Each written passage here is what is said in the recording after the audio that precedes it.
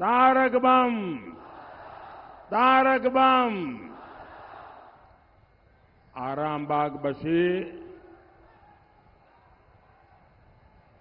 आरामबाग बसी देर के আমার नमस्कार জানাই।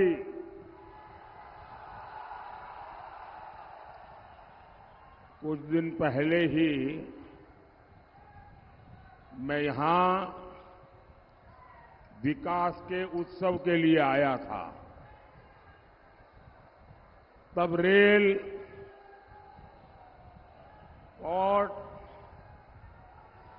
पेट्रोलियम और जल शक्ति, इससे जुड़े हजारों करोड़ रुपए के प्रोजेक्ट आप सबको सुपुर्द किए थे। आपके इस सेवक ने 10 वर्ष में आपकी सेवा करने में कोई कसर नहीं छोड़ी है। आज लोकतंत्र के इस महापर्व में मैं फिर से आप सबसे आशीर्वाद मांगने के लिए आया हूं। साथियों, 24 का चुनाव ये बंगाल के विकास के लिए, बंगाल की संस्कृति की रक्षा के लिए और आपके बच्चों के उज्जवल भविष्य के लिए बहुत ही अहम है। टीएमसी के लोग समझते हैं कि बंगाली संस्कृति पर उनका एकाधिकार है, लेकिन वास्तविकता क्या है? ये मां दुर्गा और मां काली की भूमि है।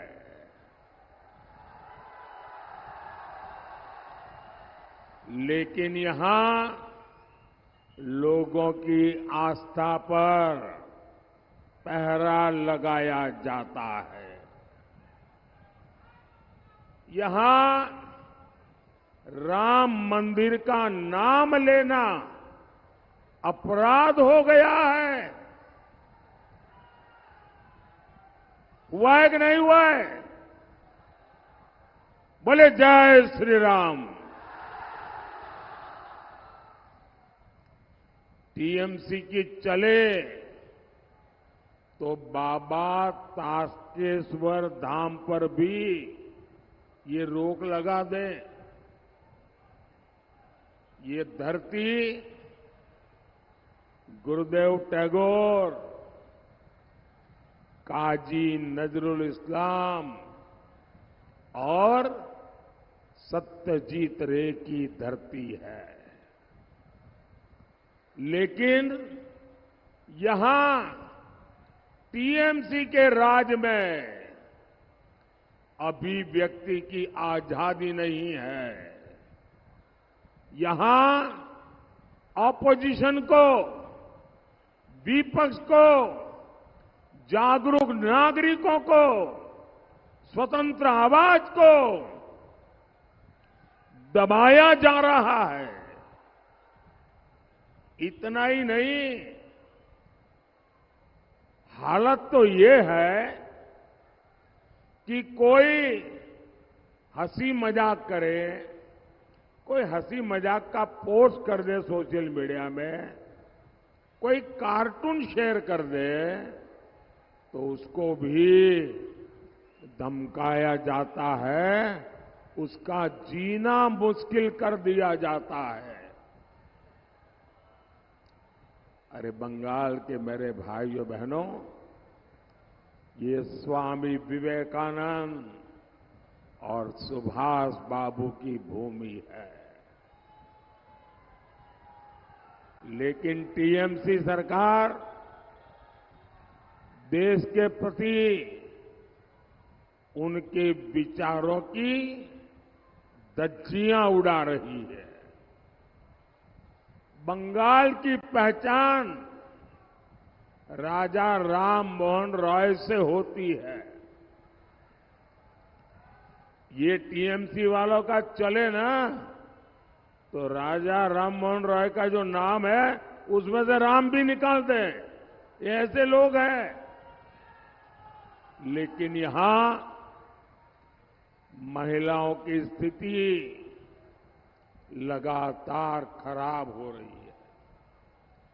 जिस भूमि पर ईश्वर चंद्र विद्यासागर जैसे महापुरुष, महान व्यक्तित्व रहे हो, वहां की शिक्षा व्यवस्था आज खस्ता हाल है। भर्तियों में घोटाले होते हैं। ये धरती डॉक्टर बीसी रॉय की धरती है, लेकिन स्वास्थ्य सेवाएं, उसकी हालत बदतर है।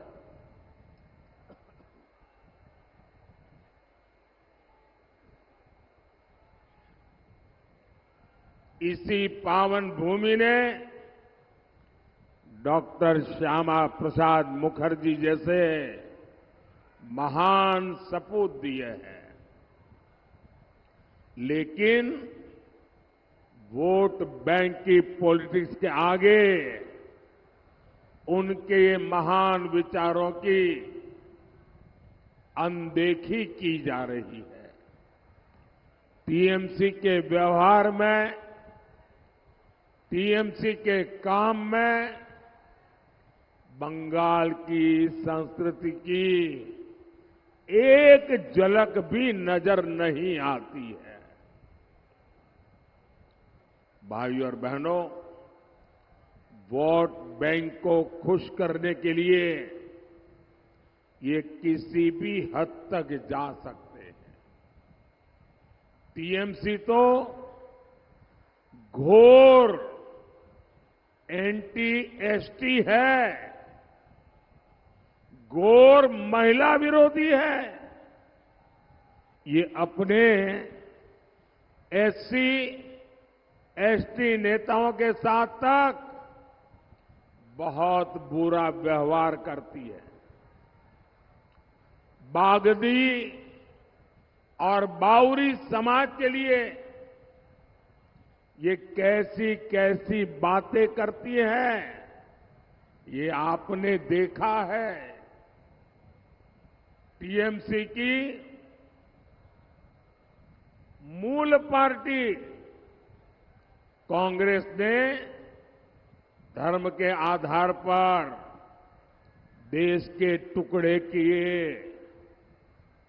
लेकिन जो मतुआ शरणार्थी वहां से प्रताड़ित होकर आए हैं, उनको इन्होंने बुला दिया।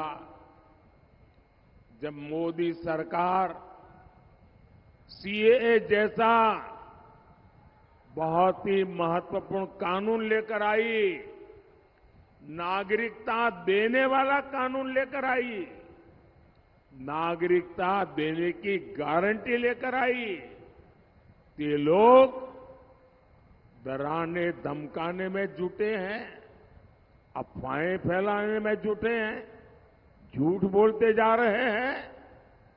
मैं सभी शरणार्थी साथियों से कहूंगा कि सीएए ये संविधान की गारंटी है, ये मोदी की गारंटी है।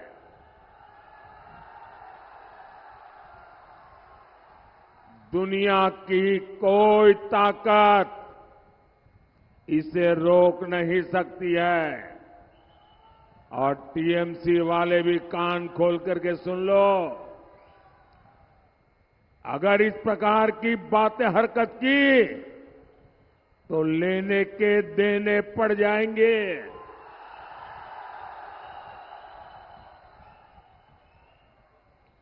साथियों, तुष्टीकरण में डूबा कांग्रेस, टीएमसी, लेप, ये सब चट्टे बट्टे अब एक और साजिश रच रहा है। अब ये लोग एससी, एसटी, ओबीसी का आरक्षण छीनकर धर्म के आधार पर बांटना चाहते हैं। इनकी सारी पोल पट्टी चारा घोटाले के दोषी नेता ने खोल दी है।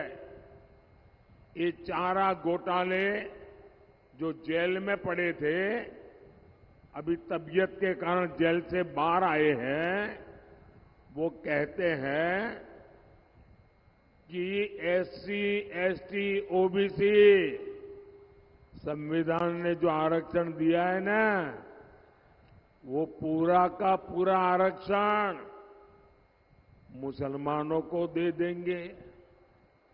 कांग्रेस ने अपने घोषणा पत्र में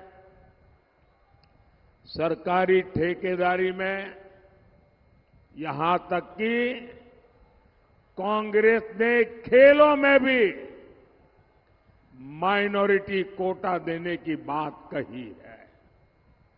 लेकिन आप आश्वस्त रहिए,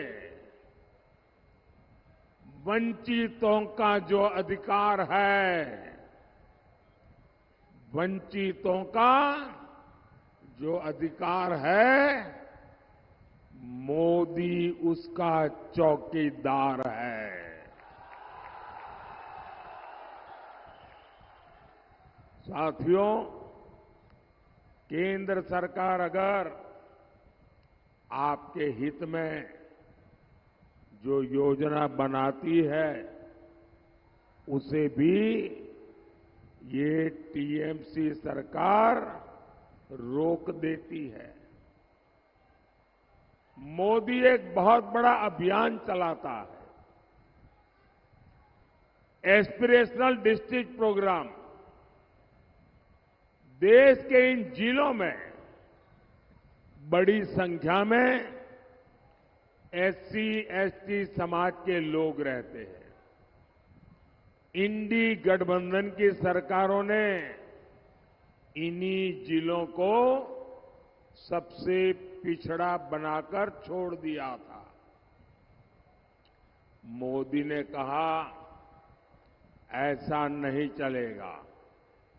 मोदी ने कहा, अब ये जिले पिछड़े नहीं रहेंगे, ये जिले विकास में सबसे आगे आएंगे। मोदी ने देश के ऐसे 110 से ज्यादा जिलों में खूब मेहनत की। मोदी ने सबसे अच्छे अफसर भेजे। दिल्ली से लगातार कामकाज की जांच हो रही है। अब इनमें से बहुत सारे जिले अपने राज्यों के दूसरे जिलों से भी आगे निकल रहे हैं। ये जिले अब पढ़ाई में, स्वास्थ्य में, सड़कों के निर्माण में, पानी की सप्लाई में बहुत अच्छा कर रहे हैं। इसी अनुभव से सीख लेकर अब मोदी ने एस्पिरेशनल ब्लॉक अभियान भी शुरू किया है। लेकिन साथियों, आपकी सुविधा का ये अभियान, आपकी भलाई का ये अभियान, आपके जिंदगी में सरलता आए, सुविधा आए, आपके बच्चों के सपनों को अवसर मिले, इसलिए ये जो एस्पिरेशनल डिस्ट्रिक्ट का प्रोग्राम चल रहा है, इतना शानदार प्रोग्राम है, दुनिया में इसकी तारीफ हो रही है। लेकिन ये टीएमसी ने हमारे प्रदेश में, पश्चिम बंगाल में, उसका बायकॉट कर दिया है, लागू ही नहीं कर रही है। मतलब कि ये आपकी विरोधी है, जनता की विरोधी सरकार है। टीएमसी सरकार एससी समाज के विकास से चिढ़ती है, इसलिए वो आपको आगे नहीं बढ़ने दे रही है। साथियों, भाजपा सरकार एससी समाज के हितों को प्राथमिकता देती है। जब केंद्र में कांग्रेस की सरकार थी तो एससी समाज कल्याण के लिए सालाना सिर्फ 40,000 करोड़ का बजट देती थी। भाजपा सरकार, मोदी सरकार आज 1,40,000 करोड़ रुपए से भी ज्यादा बजट एससी डिपार्टमेंट को देती है। पिछले 10 साल में भाजपा सरकार ने एससी समाज के 5 करोड़ से ज्यादा बच्चों को 32,000 करोड़ रुपए से ज्यादा की पढ़ने के लिए स्कॉलरशिप दी है। एससी समाज के बच्चे अपना कारोबार शुरू कर सके, अपने स्टार्टअप शुरू कर सके, इसके लिए सैकड़ों करोड़ रुपए का स्पेशल फंड भी बनाया है।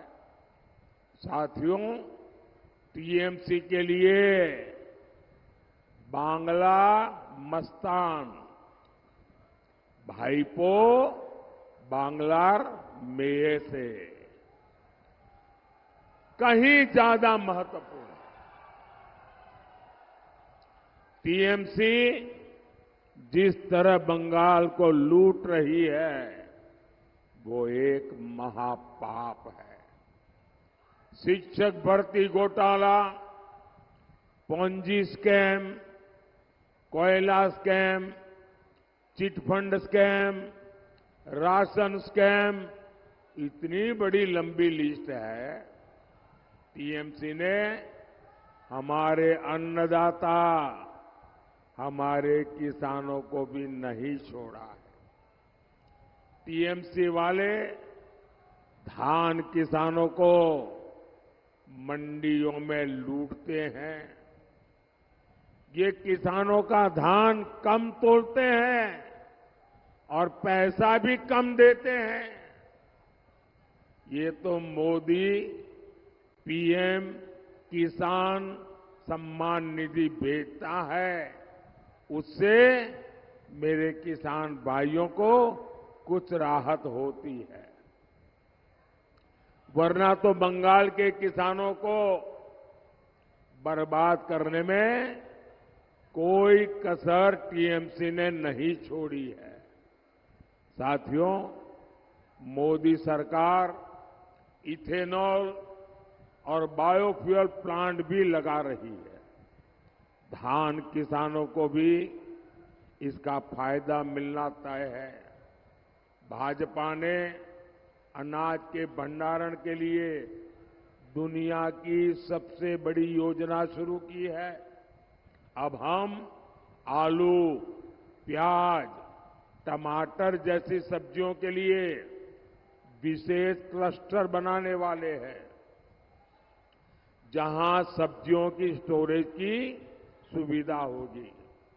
मैं किसान साथियों से कहूंगा, एटा तो শুধু ট্রেলার,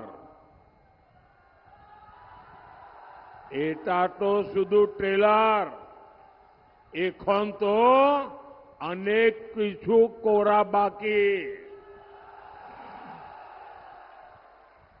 भाई और बहनों, यहां रेलवे के इतने काम हो रहे हैं, आने वाले 5 साल ऐसे इंफ्रास्ट्रक्चर के लिए स्वर्णिम कालखंड होने वाले हैं। आपको आरामबाग से मेरे साथी श्री अरूप कांति दिगर जी को भारी वोट से जिताकर दिल्ली भेजना है और आप जब कमल के निशान पर बटन दबाओगे ना तो वोट सीधा सीधा मेरे खाते में जाएगा, मोदी के खाते में जाएगा। याद रखना, ये चुनाव हिंदुस्तान की सरकार बनाने का है। ज्यादा से ज्यादा मतदान करेंगे, ज्यादा से ज्यादा मतदान करेंगे, घर घर जाएंगे, पोलिंग बूथ जीतेंगे। अच्छा, मेरा एक काम करेंगे, पक्का करेंगे। घर घर जाकर के कहना कि अपने मोदी जी आए थे और मोदी जी ने आपको नमस्कार कहा है। मेरा नमस्कार पहुंचा देंगे। मेरे साथ दोनों हाथ ऊपर करके बोलिए, भारत माता की